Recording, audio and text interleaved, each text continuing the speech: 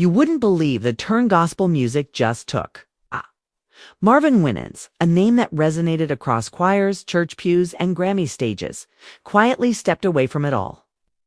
Not with a grand send-off or a headline-making scandal, but with something even more powerful: silence, reflection, and the weight of a choice he could no longer avoid. This wasn't some polished retirement story tied in a neat bow. It came wrapped in years of hidden struggles, spiritual weariness, and a truth he kept buried beneath the surface for far too long. This wasn't just a man leaving a role. This was a soul reckoning with everything he had poured his life into. For years, Marvin wasn't just a singer. He was a gospel legend, born into the iconic Winans family. Gospel wasn't just a genre for him, it was his bloodline. He helped create the Winans, the Grammy-winning group behind timeless tracks like Tomorrow and Ain't No Need To. Worry, his voice didn't just sing. It stirred hearts. When Marvin performed, people didn't just hear gospel, they felt it deep in their bones. His presence wasn't just about entertainment.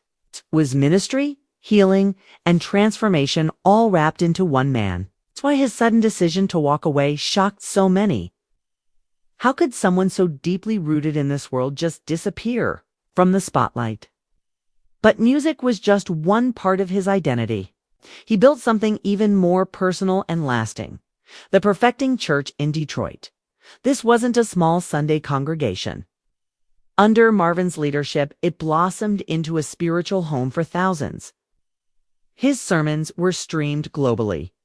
His influence reached beyond borders. For over 3 decades, he stood behind that pulpit, guiding, uplifting, and comforting countless souls. He became more than a pastor. He was a shepherd, a father figure, a voice of reason when life felt too loud. People came to the church not just for God, but because Marvin helped them feel closer to God. Still, what the public didn't see was the toll all this took. The gospel world often celebrates strength and perseverance, but it rarely acknowledges the quiet breakdowns that happen behind the scenes. Marvin began facing health issues that slowed him down, not all at once, but steadily. He kept preaching through the pain, attending events, keeping up appearances. But inside, the strength was draining. Physically, spiritually, emotionally, was running on fumes.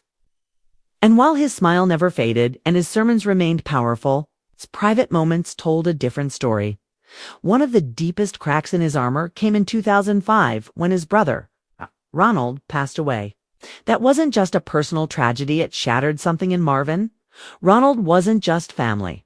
He was his collaborator, his anchor. Losing him left a permanent ache. Over the years, more losses piled on friends, mentors, loved ones. Each goodbye dug deeper into him, forcing him to confront the reality that time was moving and life was changing. Slowly, the question began to linger in his heart. Had he done enough? Even as his spirit wrestled with these thoughts, Marvin pressed on. He prayed harder, worked more, and ignored the signs his body and heart kept sending. But that sense of disconnection grew stronger. The fire he once felt walking into the sanctuary began to dim. And then came that pivotal Sunday. After delivering yet another moving sermon, he looked out into the crowd and didn't feel the same connection. Not because the people had changed, but because he had. Something had shifted. That moment haunted him. Later that night, sitting alone, he let the tears fall. It wasn't weakness. It was release. The decision he had been avoiding could no longer be ignored. He had to step away.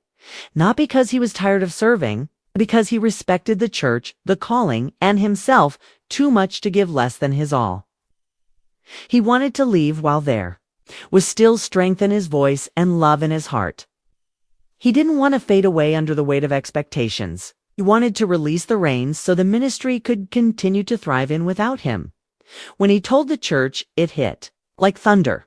The congregation was stunned. If this was Marvin, how could he be leaving? People wept, not just out of sadness, but out of disbelief. For many, he had been the only pastor they'd ever known. The idea of him stepping down felt like losing a part of themselves. But Marvin didn't present this as an ending. He called it a new chapter. He reassured them that his presence, his prayers, and his heart would always remain. He wasn't abandoning them. He was making space for new leadership, for fresh vision, for continued growth. The truth is, Marvin had been preparing for this moment in his spirit for years. This wasn't impulsive, it was prayerful. He had searched his soul, asking God over and over again, "Is it time?" And every time, the answer became a little clearer. It was time not just to rest, but to release, to let the next part of the journey begin. What's remarkable is that this wasn't just about age, health, or burnout. It was about evolution. Marvin realized that God wasn't done with him. He just had a new assignment. Something that didn't involve weekly sermons or running a large congregation. This wasn't a retirement. It was a redirection. A call to serve differently. He hinted at what's next. Music was calling him again. That passion that once made him a household name in gospel had never died. It had just been buried beneath responsibilities. Now, with space to breathe, he could return to the studio, to the stage, to that sacred connection between song and soul.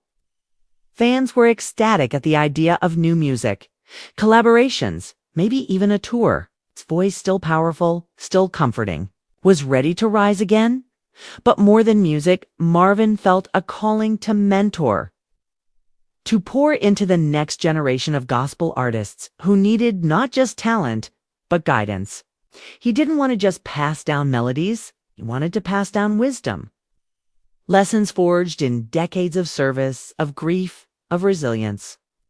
He spoke about helping young voices find their purpose, their message, their strength in an industry that can often blur those things. He was ready to be the bridge between tradition and the future. There was also talk of a book. His journey had been filled with moments most people never knew about. Its triumphs, yes, but also valleys so low they nearly broke him. Writing, he felt, could be a way to finally tell the full story. Not a filtered version for fans, but the raw, honest truth about what it means to live for God, to serve others, and to find yourself lost in the process. He wanted to show that real faith isn't just built in choirs and churches. It's built in the quiet. It's painful moments when no one's watching and the only voice you hear is God's. Marvin Winans' story isn't one of fading away. It's one of transforming, of learning that even when the role changes, the purpose remains.